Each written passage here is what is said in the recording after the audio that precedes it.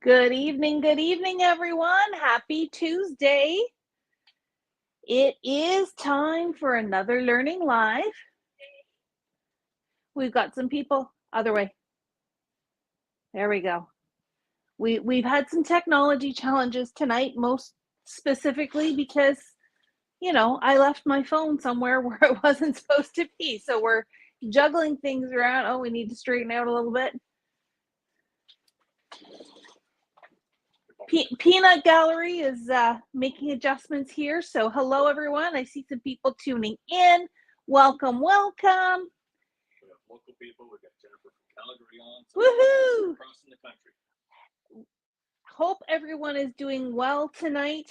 It is perfect crafting weather because at least here in Ontario, it is pretty darn steamy outside.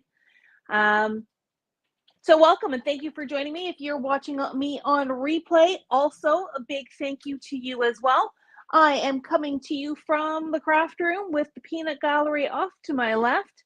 And tonight, I do have a name. yeah, your name is the Peanut Gallery.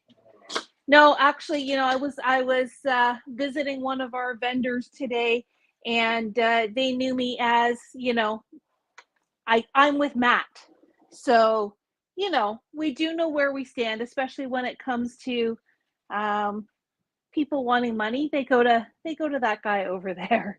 So, all right. So here we are. We are going to be playing with Lisa Horton Pigment Interference Inks.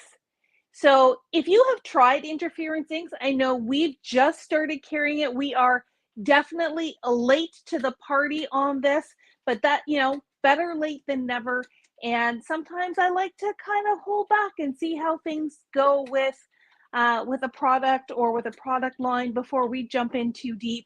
So we're going to start playing tonight. But if you have played with Lisa Horton Interference Inks, she does have two different kinds of inks. One is just your straight stamping ink. This is more of a technique ink, but if you have played with them, please jot a note in the comments. Let us know what you like most about Interference Inks. Let us know if you have a favorite color or color combination. And we'll get to that because these inks are, in fact, two colors in one. I shouldn't say that they're two inks in one. They are the same ink in the ink pad, but they are two colors in one pad. And if you are new to Interference Inks like I am, you're probably going, what do you mean? I don't get it. I know. Matt knows, so anyways, all that to say, I'm going to do a little bit of talking and then we're just going to play and we're going to see some of the different things that these particular inks do. So I'm just going to move. I've got 5 different colors here. There is warm chestnut. We have milk chocolate roses, fruit salad, pumpkin spice, and royal truffle. I'm going to move these ones off to the side just for right now. Pick all the ones with food names. You know what? I think a lot of them had food names already. I chose, just to have a nice range of color. Let me bring this up a little bit closer so you can see it. This is the pumpkin spice. And as you can see on the packaging, there's an orangey shade on one side and there is more of a purpley shade on this side. These inks, the Interference Inks, and again, all of her inks are called Cloud9, but the inks I'm talking about tonight are called Interference Inks. That is because they do have a mica pigment built into the ink. So these are a pigment dye hybrid. And if you've ever heard us use that terminology before, it's most often used with distress oxide. So somewhat, these are the same as an oxide in that they are a hybrid ink, but they are a very different formulation, very different combination than an oxide. Because they do have the pigment, they are a thicker ink. That's what the ink pad looks like. And again, like I said, what's really cool is that these do have a mica element to the formulation. So not only does that give you a shine to your inks, It also will react differently on white paper than it does on dark paper. So before I do any more talking, I'm just going to grab a piece of white and a piece of black, and let's just see what these are all about. One quick question. Yep, we've got questions. Janice is asking, do you know which color Lisa Horton is using in her upcoming class that we have? So in the upcoming class with Lisa Horton, she is actually launching 2 new colors. So we don't even have the colors here in our hot little hands yet. The one color, the primary color that she will be using in the class, you actually get in your kit. So you don't even have to worry about that. The other new color we have ordered along with our kits. So once the kits come, we can offer you those. I do know she is also using some other colors of ink, but they are not interference. The only interference pad she is using is included in your kit. Once we get confirmation on those other colors, we'll provide some options because we don't have her other line of inks, but we can provide some comparison colors and go from there. So hopefully that answers that question there. And there's another one. Is it true that you need a dedicated set of brushes for these inks? Excellent question. So if you want to put that question up on the screen, I was just about to get that. Is it true you need a dedicated set of brushes for these inks? I would highly, highly recommend it. Because these lichen oxide have a special formulation, they have a different formulation than any other ink that you are going to use. It is important to have a dedicated set of tools for this. Now, part 2 of that question, notice I said tools and not brushes. So I'm just going to cap this just because while we're talking about that, and I'll show you in a second. Sorry, were we getting ahead of Nope, that's totally okay. I was just about to get into that. So for me personally, this is my personal preference, and you can choose to listen or do your own thing. I'm going to use the blending sticks and the blending foam. Now, whether you use the large or the small, that's totally up to you. In my crafting, I like to use the blending foams for oxide inks as well, because they are a thicker ink, because they have that pigment component to it.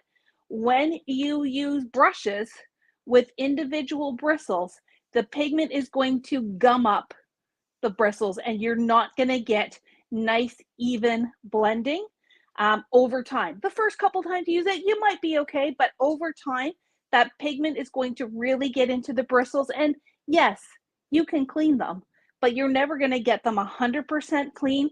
And the beauty of these bristled brushes is that you shouldn't have to clean them very often, but that's because you're using them with the right kind of ink. So definitely these larger bristle brushes are a no-go for interference inks. And again, my personal preference is I don't like to use these with oxide inks as well. In the videos I watched with Lisa Horton, she was using more of this style of brush, so more of that pencil style. There isn't nearly the same amount of bristles, but again, I'm not a big fan of when my bristles get all gummed up, and I am a lazy crafter. If I don't have to clean something, I would rather not. So that's where for me the blending foams are a little bit more convenient, a little bit easier to use, and then when you're done, you can keep them if you wish. Again, I'll probably just throw these away at the end of the night. I treat the blending foams as disposable and not necessarily something that you keep and collect over time. But again, that's just me. I'm fortunate enough to have easy access to blending foams. So if you want to keep them, I would say put them in a little Ziploc bag, write the name of your color on there, and keep it together. So again, you probably do want to have at least one foam per ink pad. And what Lisa recommends, which is a totally sound recommendation, you want to have a blending foam to match this color on the left, which is your color that it's going to show up on white. Yes, it's going to turn purple on black, But when you see it on your foam, you're also going to see the orange color. So you don't need an orange and a purple. So you don't need 2 per pad. You just need 1 per pad. But it is recommended that you do have a separate set of tools, or at least a separate set of foams for your interference inks. That was a long answer for a short question. Yes, but it's an important one. It is an important one to make sure that you keep your tools as clean and as pristine as possible so that you get the longest life out of them. You get the best performance out of them. All right, so let's go back. Let's take a look at what pumpkin spice shimmer will do. And like I said, you do only need 1 foam, regardless of what kind of paper you're putting this on. Because we're going to be doing blending, it is preferable that you have more of a smooth surface. Having said that, I just grabbed black out of my scrap bin, and this one does tend to have a little bit more of a texture, so we'll see if that makes a difference or not. And then just like any other blending, you're just going to kind of do a circular motion here on the pad. It is more of a foam pad, a little bit spongy. You're going to get that there, and here we go. Oh, that does blend really nicely. So let's see if I can look at that shimmer. So, you know, we've got that purple. Even as you shimmer it in the light, you see those tones of purple flipping over. That is the mica that is in the ink. Now, an important thing to note is as I blend more, it is going to start to dry out. And if I go back a little while later, you are going to run out of ink. But if you add more ink to it, that does reactivate the blend and helps you get that nice smooth kind of look to it. And I will say, you know, playing with it here now, and full transparency, this is the first time I'm actually playing with this. It is really creamy. It is really nice and creamy, and it blends really nicely on this paper. So that's on white. And like I said, you know, you can see it, that little bit of purple shimmer in there gives it that magical look, but the orange is really quite dominant here. Let's go over here to the black.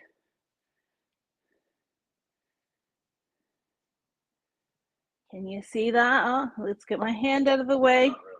Let me bring it up. Look at that. So there is definitely that orange really disappears. And it's got, well, it's the mica, and the mica does react differently. So on that black, it's the thing that takes over and gives you dominance. So that is your pumpkin spice version. And really at the basics, this is a blending ink that gives you different looks on different paper. All right, so we're done? No, we're not even close to done. Not even close to done. Now, what would this look like if you tried it on navy paper? What would this look like if you tried it on a dark green paper? I'm going to leave that up for you guys to play with and experiment. Because the dark paper, if you go to a navy or another color, you're going to get different results, but the black is what's going to give you the most striking result. And Matt's giggling. So what did Tar? She says nice try. Nice try. Yes. All right. So that's pumpkin spice. Let's try. I'm just going to do that so I don't mix up my tools. Let's do, this is the fruit salad. It looks the same. I'll make it a little bit lighter. Little bit different. Little bit more red here on the fruit salad. And I really have to say, it is quite creamy and goes on really nicely on that smooth white. Then over here, so what was the second color? The second color is that goldy yellow. So again, there you go. As it dries, it's easier to see. Yes. It's not easy to see when you first put it on the camera. Yep, the drying time will also really help. And you know, as far as drying time goes, like I can touch it right away. There's, well, maybe a little bit of the mica has transferred, but certainly not the color. The color is not transferring at all. All right, let's pick a different color. All right, this is for our purple friends. This would be a fantastic Halloween color. So it looks like it's more of that browny burgundy color and purple on the other side. Seems to be a number of purples. This line in general, at least the colors that we've received so far, have quite a bit of purple in it. I would argue that maybe that is Lisa Horton's favorite color. So again, it's got that brown tone, but it's got that little bit of purple in the mica. Purpley blue when you do that. Yep. And then let's come over here. This is where the purple's really popping. Oh, wow. It almost looks wet. It does. It does have, just because it's got that pigment to it, it does take that just that second to dry. But look at that. Okay, I've got one more of these small ones. So let's do the milk chocolate roses. So it's got kind of that bronzy look here. And well, that's not what I was expecting. But it's kind of, it is that kind of milk chocolate, almost like a goldy brown to it. And then the other side is that pink color. So,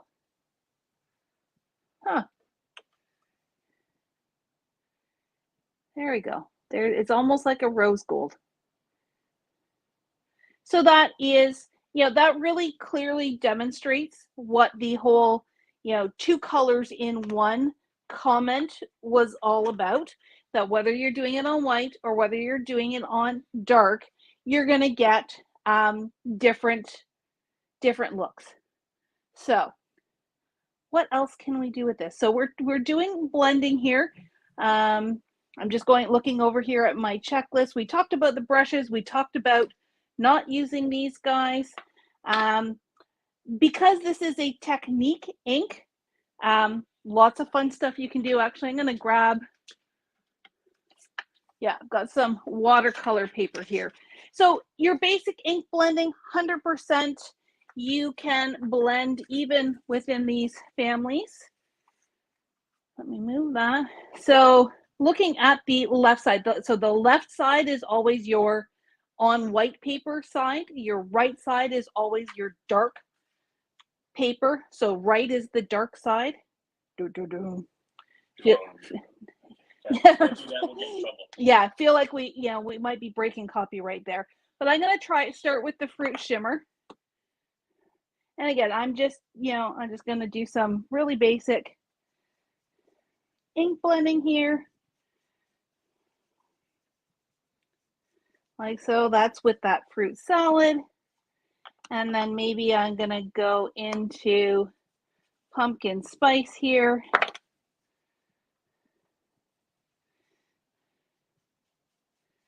And just your basic everyday blending techniques will give you, need some more ink here. Oh, there we go. Give you some nice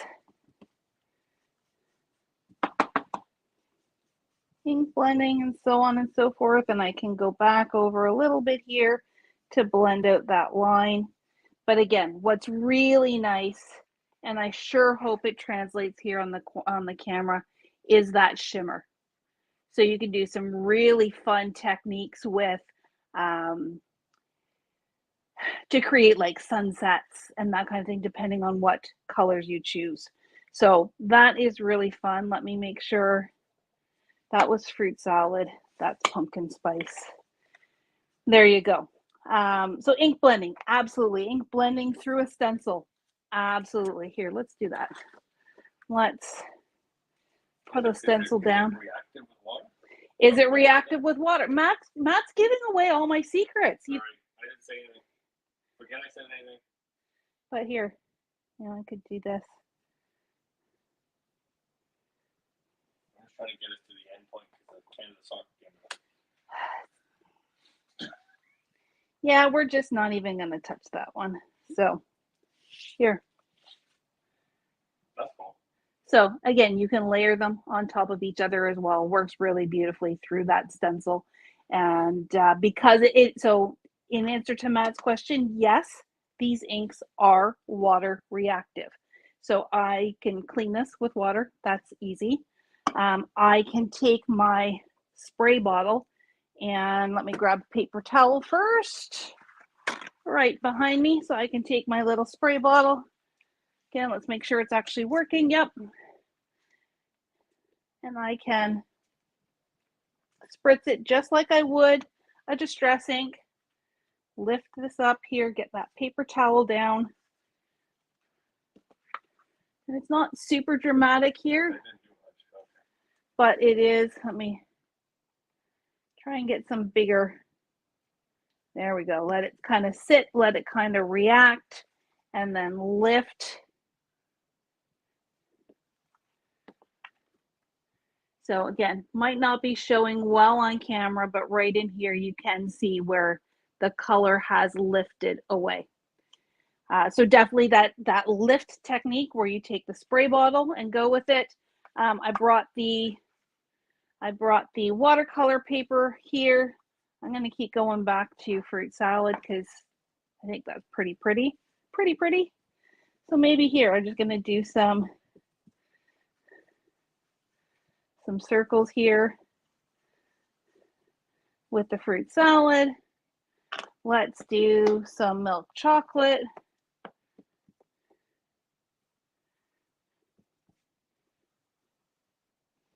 And you know, when we start blending this together with the water, maybe my color choices are good, maybe not so much, we'll see. But I can do this. And look, all of a sudden it's now moving and reacting. So you've got that technique at your disposal.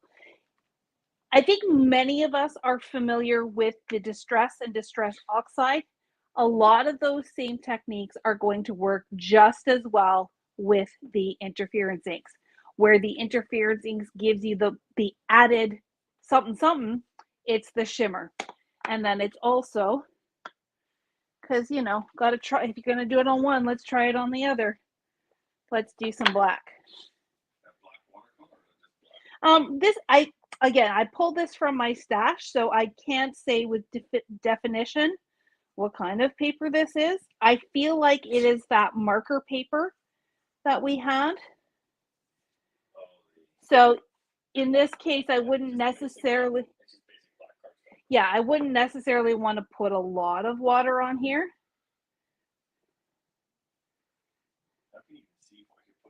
Well, it's different when it's in person because I can see it pretty clearly. You know what, just for fun, let's add a third color. There. So. Okay, now I see it. All right.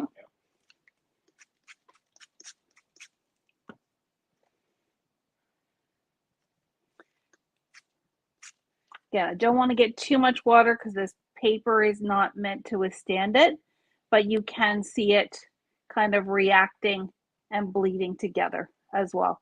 Again, a little bit more reaction on that watercolor paper because that's what that paper is designed for, but definitely something that you can do regardless of the type of paper you're on. And I just don't want to get ink all over, so there we go. Let those dry over here. All right, so what else can you do? What else can you do? You can ink smoosh. And if you've been in a class with Chris or with Darlene or Mari does a lot of smooshing as well.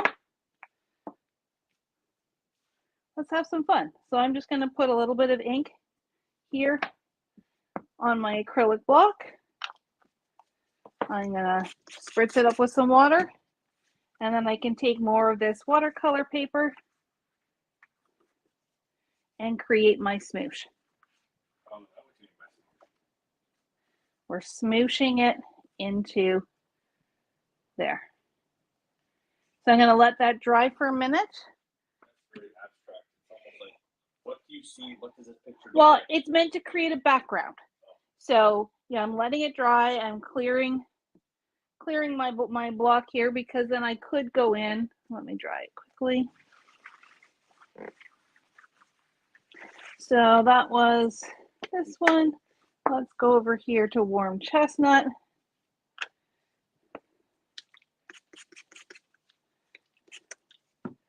And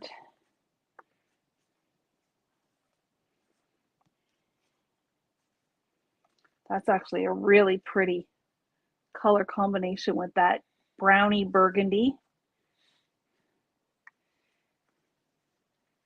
And so on and so forth. So definitely ink smooshing, check.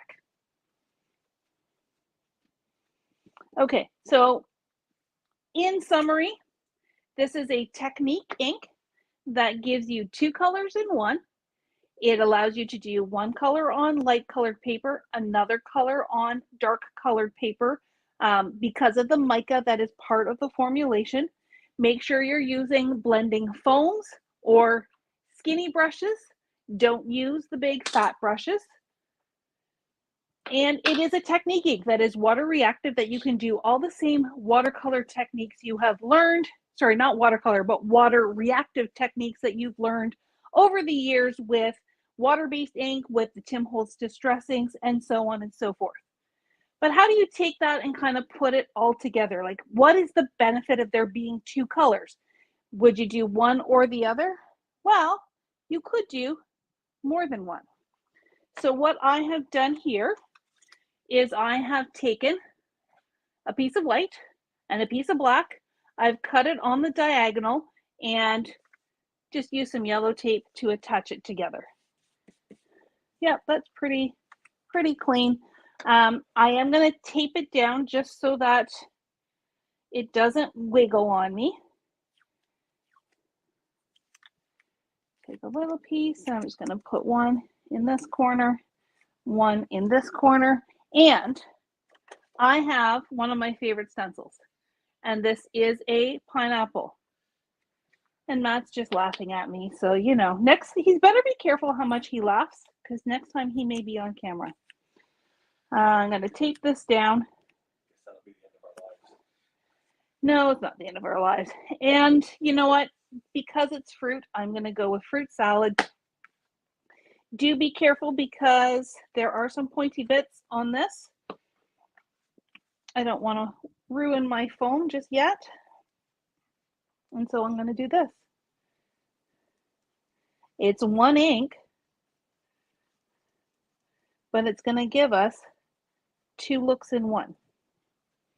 So this is just something you can do really fast and easy, whether you've got just a random patterned stencil that you want to get that two-tone look, or if you've got something like this pineapple. Whoop. Guys,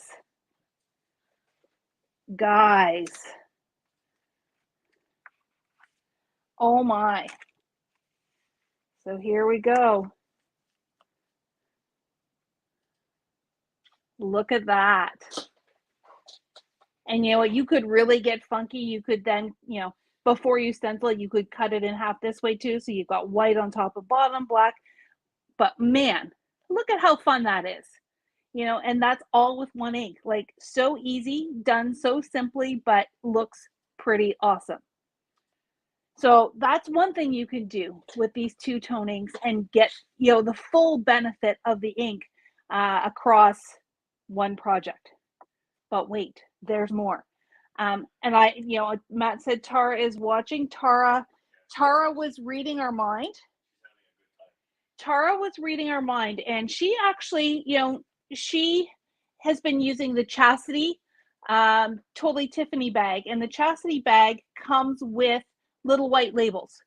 And she wanted to be able to see both colors on the label, so she took a Copic marker, colored half the label, and then did the interference ink over top and was able to see both colors. And it really played right into something that Darlene had asked me. He's like, well, what if you put black ink down and then put the interference ink over top? Will that work? Well, we're going to find out.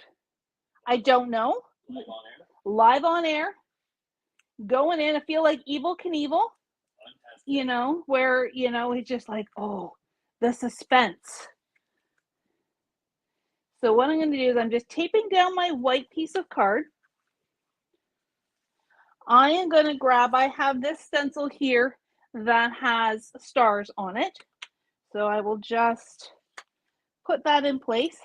Now, as Darlene and I, you know, we had chatted with Tara about the ink and the Copic marker. And as we were chatting, it's like, well, if we're going to do it, you know, an ink, what's the best kind of ink to use? We decided to stay away from distress ink because it is also water reactive. So we didn't want the inks to react with each other. And we thought about the VersaFine Clair or the VersaFine, that's really the same kind of ink. We thought about Memento, which we use with alcohol markers. You could try just a regular dye ink, but I think in my mind where I've landed is I'm going to try the amalgam ink. So the amalgam ink from Gina K is safe for alcohol markers, colored pencils, as well as watercolors. So and I mean, in reality, VersaFine Clair has all the same properties, but I've got my Gina K here now, so I think that's what I'm going to stick with. We just didn't want anything that was going to react with anything. You know, we didn't want it to react with water. We didn't want it to react with any of this other stuff. And you know what? We're just going in. So let's give it a try. I've got my blending tool. I'm just going to fill in this stencil with black stars. So I'm just doing a really quick blend.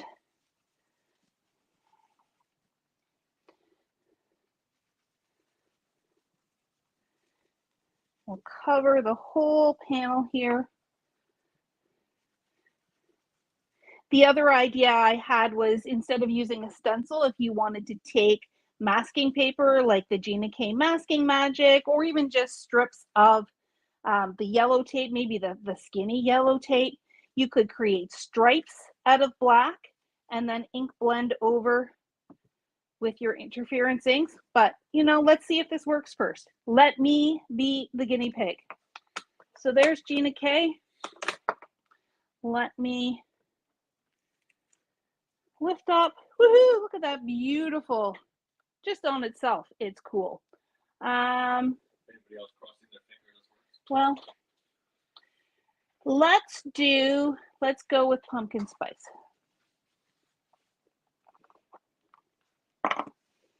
So, all right, guys, drum a roll, please.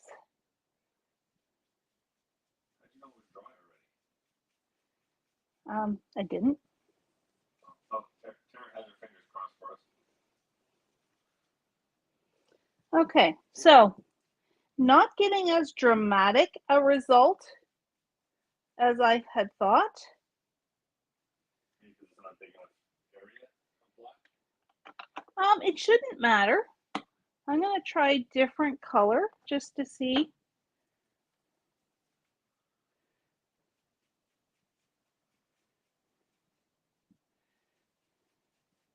And it could just be that I'm not at the right angle. So let's hold it up and see what it.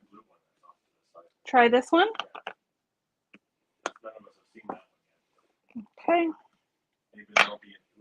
This could be an ooh-ah moment. Okay, I have to go with the big flom because I don't have any small floms. All right. So definitely a brown. But even over here, I can see hints of that blue. All right, so let me peel this up. Let me see.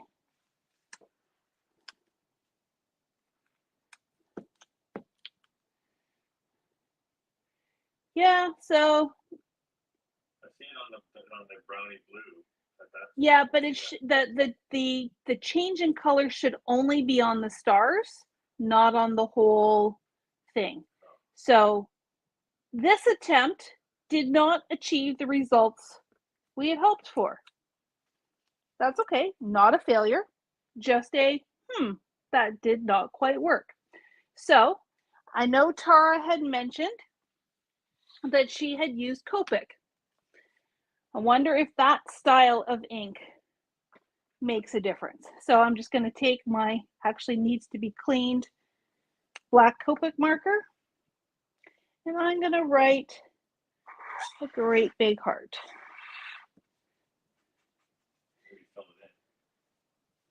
Well, I want to be able to see. Okay, Peanut Gallery needs to stop giving directions. All right. So let's go back to our brown and our blue. Let's see what happens here.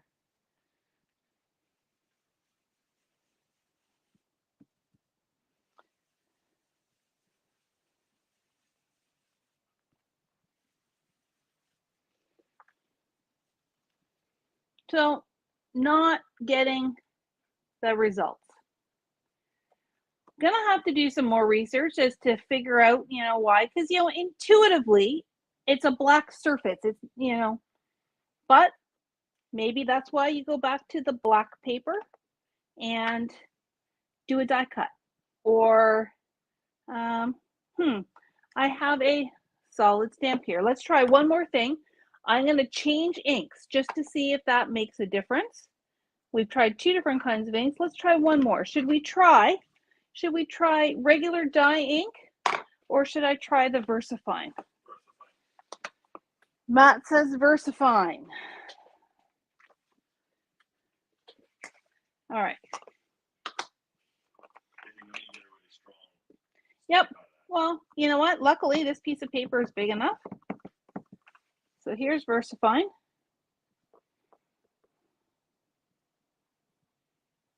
Let it transfer. Am I still on camera? There we go. And then let's clean the stamp.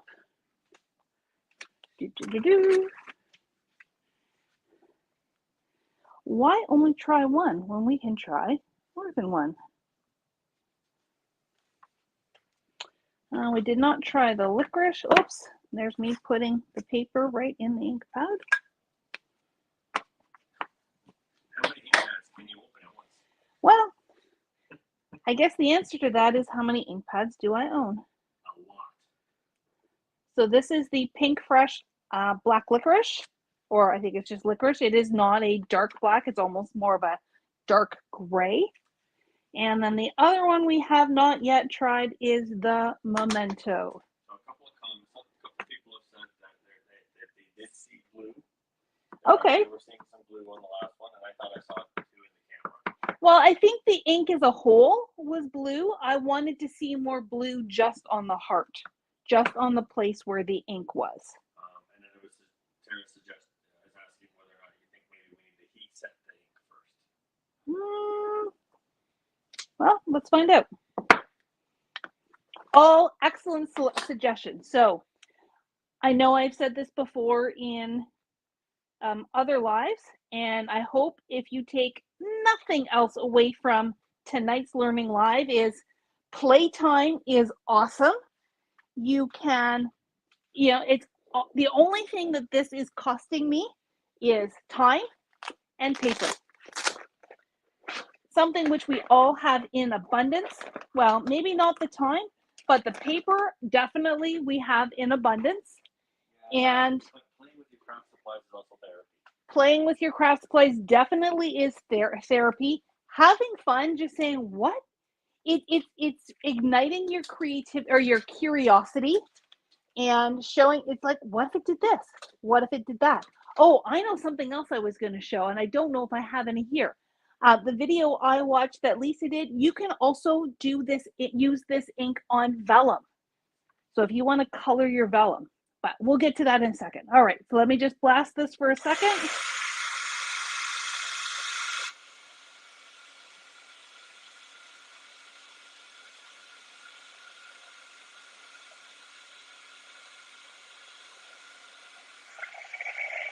All right, so VersaFine, Pink Fresh, Memento, Fruit Punch. No, let's do pumpkin spice because that's got the most dramatic difference in color. All right.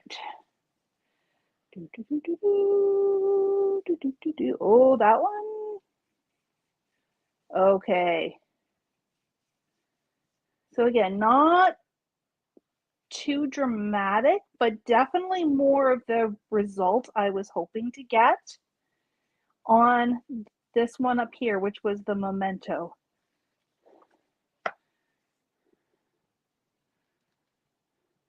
Which one are you seeing most on? This one here. That was VersaFine. Sorry, that's what I meant. I meant VersaFine. I know it's not what I said. Memento was down here. Up here, definitely seeing more of the blue, and it's not translating as well on the camera as it is for me. So net, you do want a nice solid image, and heat setting probably did play a factor in it, making sure it was dry.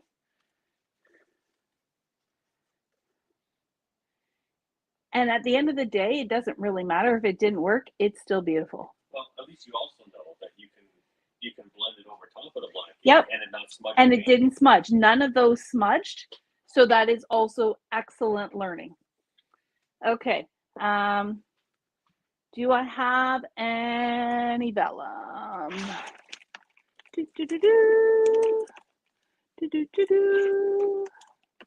Sorry. Yep. That would work really well with a pumpkin.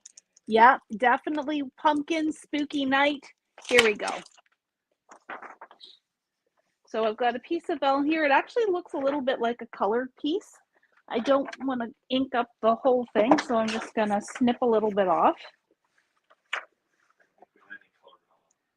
Well, again, I'm just pulling from my stash, my, almost 20-year worth of collecting stash. All right. So while this isn't necessarily going to change the color of, like, it's not going to go, because it's a light color, it's going to still give you as if you were inking on white, but it does give you the shimmer and the sparkle. You are going to want to let it dry just a little bit longer than on paper because it's not soaking in. But I know there are many times where I try to use markers and different things on vellum and all it does is smear. This is not smearing. So you could die cut flowers. You could die cut a pumpkin. You could die cut, the moon or a heart or anything like that, and then color it to get that pearlescent shimmer. No, it's dry now. Like, it was literally just a few seconds. If it's still looking glossy, as in wet, then you don't want to touch it too much. But now if I look at it here in person again, it looks shiny on the camera because it's reflecting that light, but it is completely dry really, really quickly. So that is definitely a benefit to this ink.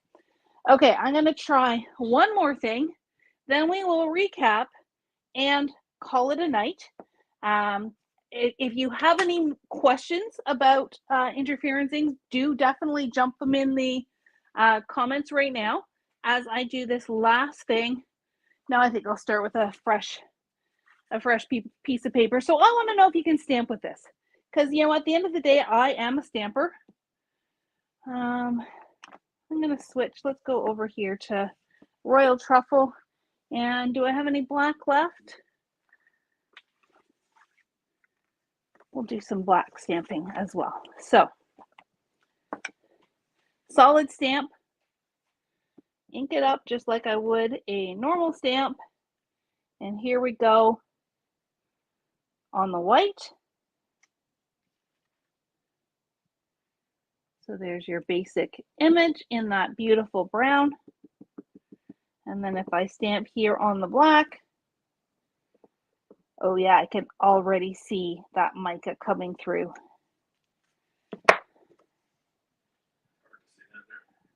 There we go. Yeah, so definitely more subtle on the black. And you know what, I'm just going to try inking it up just a little bit more, see if that makes any difference at all.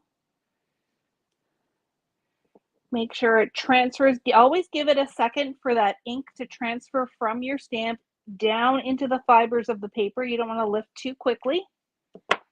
Yeah, again, probably can see it way better here in person than you can on the camera, but you definitely get that blue color coming through. Give that a clean in a second. Let's switch colors. Let's go back to fruit salad, and I have a sentiment.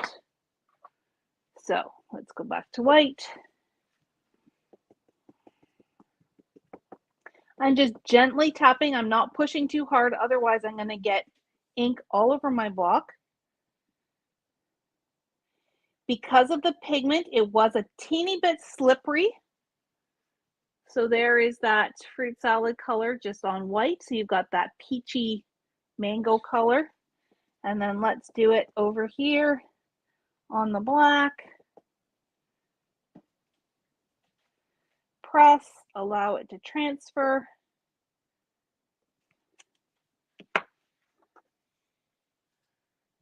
And there you go. Very, very cool. So interference inks. Interference, you know, and I've often wondered, like, what does interference even mean? And really it is that mica that is creating an interference of how the light reflects, whether it's on the white or on the black. I'm sure my kids could explain the science of it way better than I can, but all you need to know is 2 colors in one. Color on the left is what you get on white paper. Color on the right is what you get on the dark paper. Let me find, oh, where's my pineapple? My pineapple is the best. There we go. You can stamp with it. You can stencil with it. You can smoosh it, spray it, spritz it, blend it. What else did we do with this? I said stamp. We did stencils. We did just regular ink blending. It is just and then we sprayed it. We did the different sprays for the mixing the watercolor and blending and stuff like that. So it is really fun. It is beautiful, the shimmer and shine that you get, especially as we head into, you know, what we call glitter season, which is everything needs to sparkle. Everything needs a little bit of shine or shimmer or something special. Definitely something that you will have tons of fun playing with. And I invite you to pick even just one pad and give it a try. Okay, we've got a question. Yes, an interesting question. Okay. It comes down to how juicy the pads are. Okay. Cheryl's wondering, can you use a 3D embossing folder and then swipe the ink over the raised edges? You know that. Yep. Yep. I can fairly confidently say yes, because I have seen samples. I have seen that videos exist on trying these with embossing powders, and I think you would be quite successful with that. What did I say? Sorry, embossing folders. I meant folders. Yes. So I have seen several techniques out there. I just haven't tried it myself yet. So Cheryl, definitely grab an embossing folder, throw some black paper in there, rub the pad over the top. Again, I'll see if I can. So it is a foam pad. Yeah, well, they're already inky. It is juicy in that, you know, I am getting some good coverage. I was getting good coverage on my foam, but it's not drippy, if that makes sense. So I think you could fairly successfully, here, I'll do white. Even just going like this, you can tell that it's dry enough that I think you'd definitely be able to do that technique that you're talking about. The one thing I will caution, and this is just a general comment, and Darlene and I experienced this with the Concord and 9th inks, when you've got that squishy foam pad, you don't want to push too hard or you could tear the foam, and that would not be good. But just dragging it, again, especially on a raised surface like an embossed or even just there on an edge, definitely is something that you can do on embossing folders or other kinds of techniques. The other thing that I want to try, I mean, I know we did not necessarily have the success with the black ink that we were hoping for, but I also have some black texture paste. So if I put the black texture paste through a stencil and then put the ink over top and maybe just in strategic places, will that transfer? Will that show through? So tons more things to play with and try. And I give you permission. I give you permission to play. I give you permission to pull out your embossing folders, your stencils, your blending foams, and just have fun experimenting. And then you can take your favorite technique. Like, I definitely know I will be doing this again, trying different ways that maybe you got white, black, white, you know, all those different things. Pick your favorites and take it even further. So thank you for joining me tonight with Lisa Horton Interference Inks. I certainly have had a lot of fun kind of experimenting with this. Thank you for following me along on this little, you know, experimental journey. And we didn't go off the beaten path too badly. Definitely tried some things that didn't work, but that's okay. That's what learning is all about. And man, I really love this one too. So, yeah, that's it for me tonight. Thank you for joining. We will be back here tomorrow night at 7 for What's New. We do have Flash Sale Friday on Friday. Wink, wink, nudge, nudge. I think you guys know it's coming at this point. And we do have demo days on Saturday. So on Saturday, we will be playing with Concord and Ninth inks. We will be playing with some Lawn Fawn stuff. We will be playing with Illusion Film, and you can come and try out the brand new Spellbinders Scout as well. So 3 great stations. Come see us at the store Saturday from 10 until 3. The store is open till 5 for your shopping enjoyment and your enabling experiences. And yeah, I'll stop saying goodnight and just let you go. See you later.